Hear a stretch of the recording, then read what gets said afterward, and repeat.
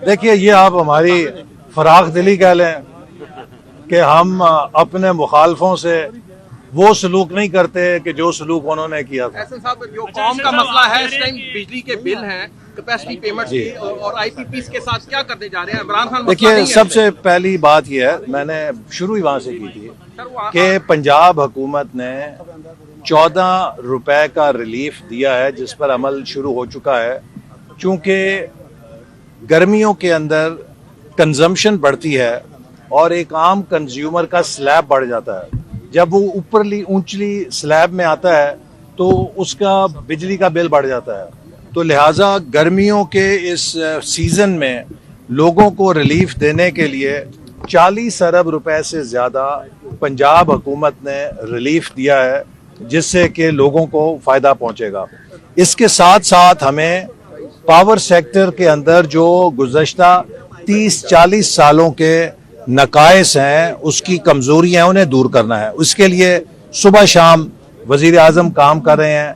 जो चीन के साथ हमारे मुआहदे हैं और जो मंसूबे हैं, हम कोशिश कर रहे हैं कि उनको इम्पोर्टेड कोल की बजाय थार कोल के ऊपर तब्दील करें, जिससे कि बिजली की लागत कम करने में मदद मिलेगी और उससे बिजली के नर्ख भी कम हो सकेंगे। तो इंशाअल्लाह ताला जैसे 2013 में 18 घंटे के लोड शेडिंग का मसला हमने हल किया, इसी तरह अगले 1-2 सालों के अंदर आप देखेंगे कि पावर सेक्टर के जो निर्खों का मामला है और इसकी सप्लाई में तातुल का मामला है, इसको भी हल करने में कामयाब होंगे। कि कल वज़ीर आज़म शहबाज शरीफ साहब ने मौलाना फजल रहमान साहब से मुलाकात की, इसी तरह वो दीगर सियासी रहनुमाओं से भी मुलाकात करेंगे और हम चाहते हैं कि जो पाकिस्तान को इस वक्त दरपेश चैलेंजेस हैं, इस वक्त पाकिस्तान को इसके बाज़ दुश्मनों की तरफ से एक गैर एलानिया जंग का सामना है, जो कोशिश कर रहे हैं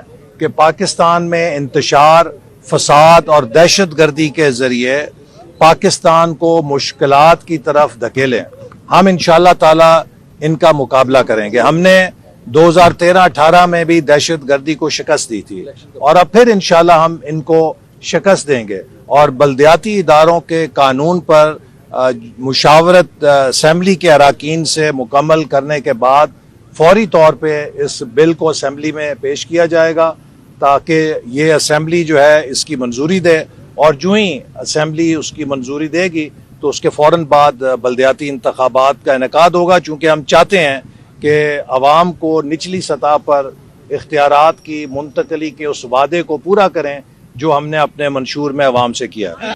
देखिए, इमरान खान साहब और उनका तर्ज सियासत, उसके साथ मुज़ाकरात उस वक्त तक नहीं हो सकते जब तक कि वो 9 मई के ऊपर कौम से और हमारे कौमी सलामती के इदारों से माफ़ी नहीं मांगते। 9 मई पाकिस्तान का 9 सितंबर था कि जिस दिन एक जमात ने वो कुछ किया जो आज तक पाकिस्तान के दहशत गर्दों को भी करने की जुर्रत नहीं हुई थी।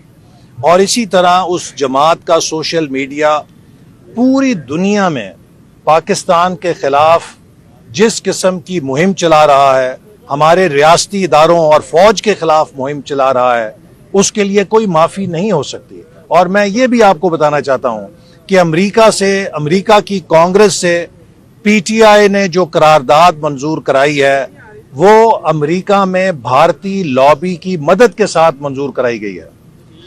पीटीआई ने भारत की अमेरिका में कांग्रेस में जो लॉबी थी, उनकी मदद लेकर पाकिस्तान के खिलाफ करारदाद पास की है। तो जो जमात अपने मुल्क के खिलाफ इस हद तक चली जाए कि वो अपने मुल्क के दुश्मनों के साथ मिलकर अपने मुल्क को आलमी फोरम्स पर निशाना बनाए, आप मुझे बताइए ऐसे लोगों के साथ किस बात की बातचीत हो सकती है।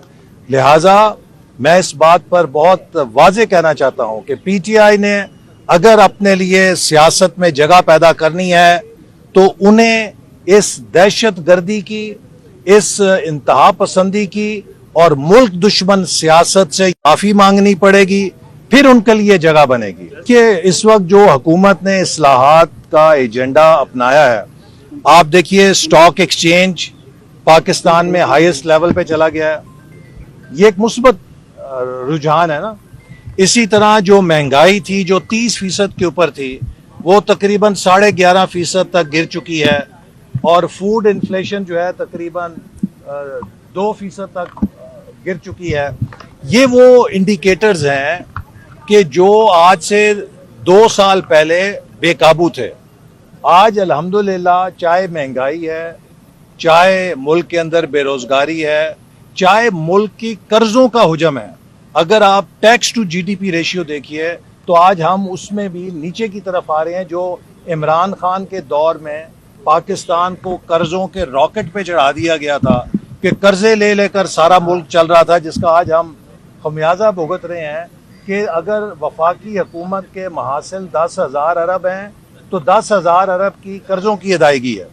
तो ये वो सूरत हाल है जो हमें दरपेश है। इससे अब हम निकलने के लिए इस्लाहात कर रहे हैं, कर्जे का बोझ कम हो रहा है, महंगाई की शरह आहिस्ता आहिस्ता कम होना शुरू हो गई है, स्टॉक मार्केट बेहतर हो रही है, बैनुल अक़वामी रेटिंग एजेंसी, ये दूसरी मूडीज़ की रेटिंग एजेंसी है, इससे पहले फिच ने पाकिस्तान को अपग्रेड किया था।